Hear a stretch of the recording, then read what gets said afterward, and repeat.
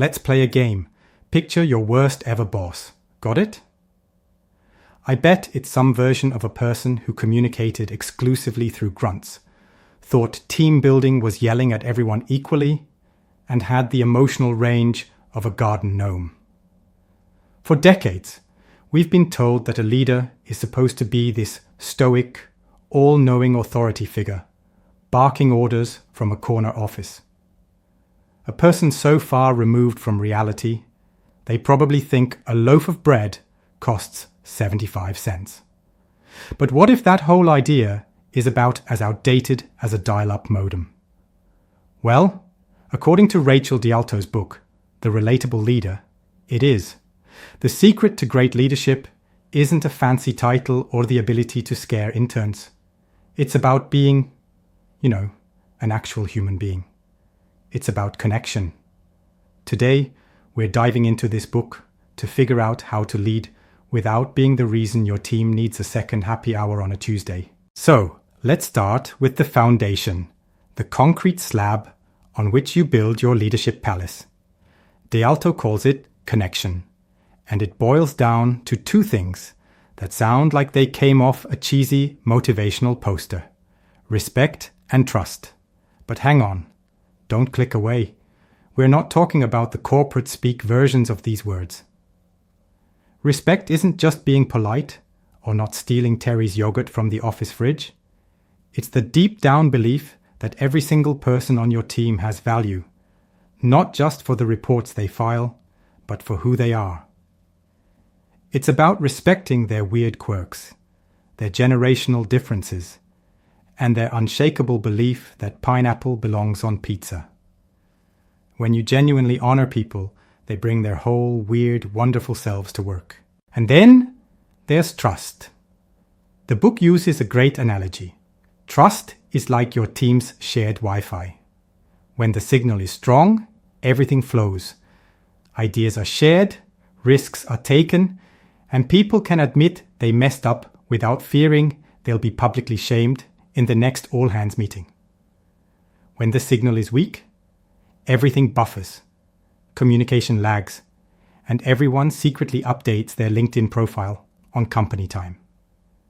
Building this trust isn't just about you being reliable.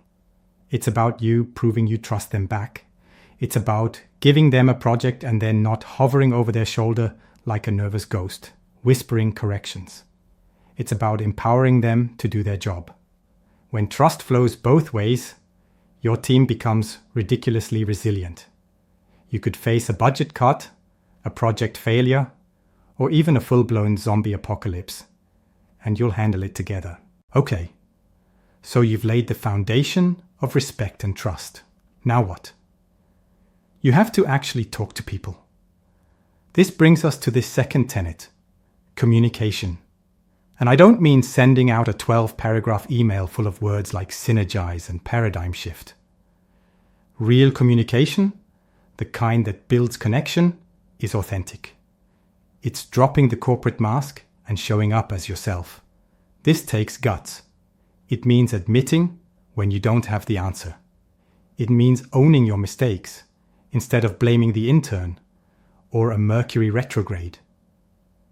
It's about showing a little vulnerability.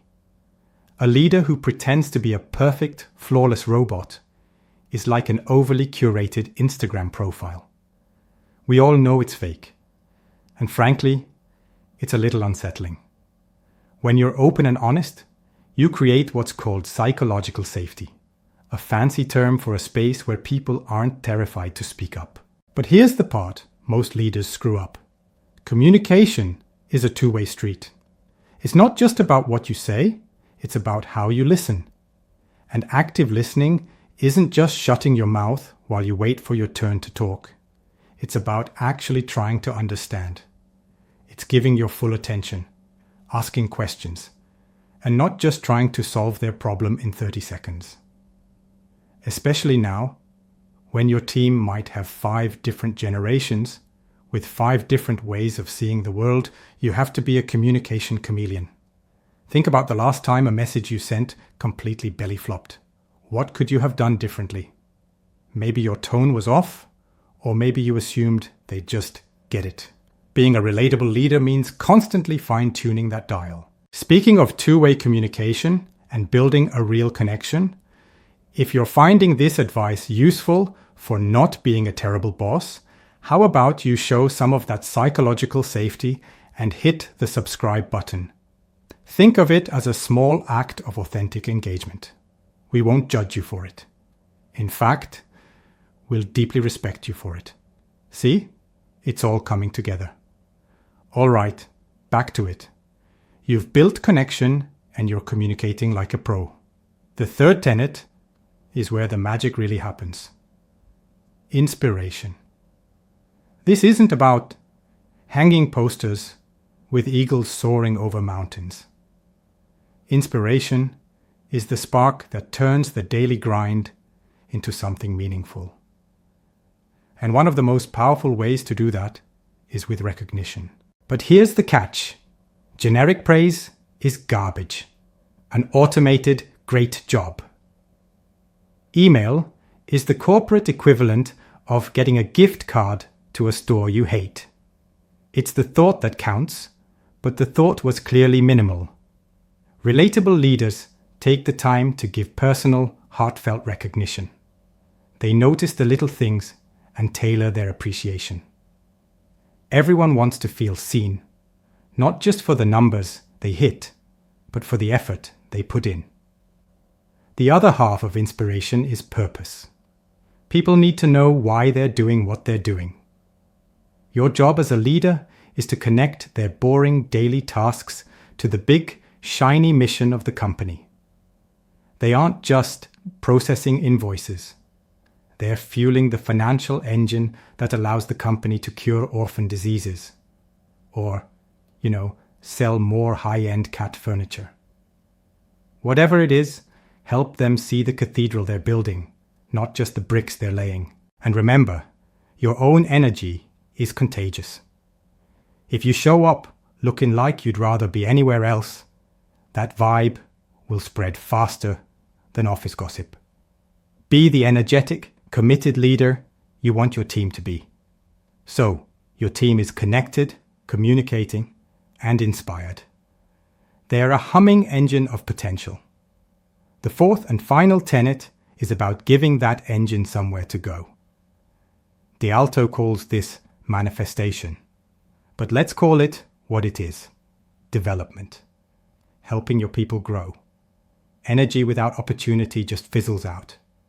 It's like having a brand new sports car with no gas and no road. Your job is to provide the fuel and the map. Start by looking for untapped potential. That quiet guy in accounting might be a secret Excel god who could automate half your workload. The new hire who asks 1,000,000 questions might have the fresh perspective you need. When you spot that potential, give it room to grow. Give them a challenging project. Mentor them. Let them stretch their professional legs, even if they stumble a bit. Of course, growth is messy. There will be setbacks. A project will fail. People will disagree. But a relatable leader sees these moments not as failures, but as fertile ground for progress. A communication breakdown becomes a chance to get clearer. A conflict becomes a way to collaborate better. It's like kintsugi, that Japanese art of fixing broken pottery with gold. The breaks, when repaired with intention, can make the whole thing stronger and more beautiful. I know, deep, right? Sometimes your job is to remove a roadblock for them. Other times, it's to guide them to figure it out on their own, which builds their confidence way more than you just swooping in to save the day. So let's wrap this up. The relatable leader isn't about some radical new age management theory. It's a return to basics. It's about remembering that companies are just collections of people. Great leadership comes down to 4 things. 1. Build a real connection through respect and trust. Stop acting like a robot overlord. 2. Communicate authentically.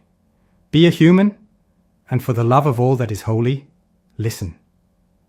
3. Inspire with personal recognition and a sense of purpose. Show them the why. And 4, develop your people. Give their inspiration a direction and help them grow. Ultimately, being a relatable leader is the secret sauce. It's what turns a group of people who just show up for a paycheck into a team that actually cares. It's about leading with heart as much as with strategy. And let's be honest, it's also the best way to make sure nobody puts salt in your coffee. Thanks for watching. Go out there and be a little more human this week. See you in the next one.